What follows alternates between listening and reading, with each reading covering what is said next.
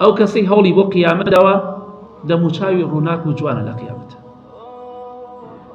حتى پێغەمبەری خوا فەرمێ صلی الله عليه وسلم ئەو کەسێک کە ئەهلی ئیمان بێ و ئەهلی بەهەشت بێ لە ناو گۆڕەکەیدا، ئینسانی ئیماندار، ئینسانی باوەڕدار، إن المؤمن في قبره لفي روضة خضراء.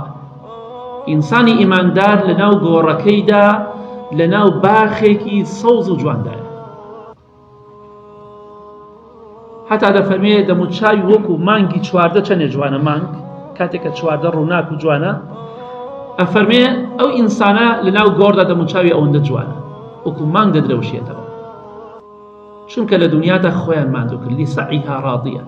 ئەو هەوڵ و تێکۆشانەی کە کردوویەتی لە دنیادا خۆی ماندوو کردووە پێی ڕازیە.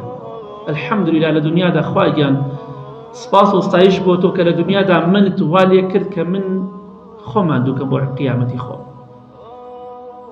جابا لەو کەسانە بین ئەهلی بەهەشت ئەو کەسانن ماندووبوونی خۆیان کە لە دنیادا خۆیان ناڕەحەت و ماندوو کردووە زۆر دڵخۆشن و سپاسی خوای پەروەردگار دەکەن لەسەر ئەوەی کە لە دنیادا یارمەتیانیدا بۆ ئەوەی لەو ناز و نیعمەتە گەورەدا بوو. کەواتە پێویستە خۆمان ماندووکەین.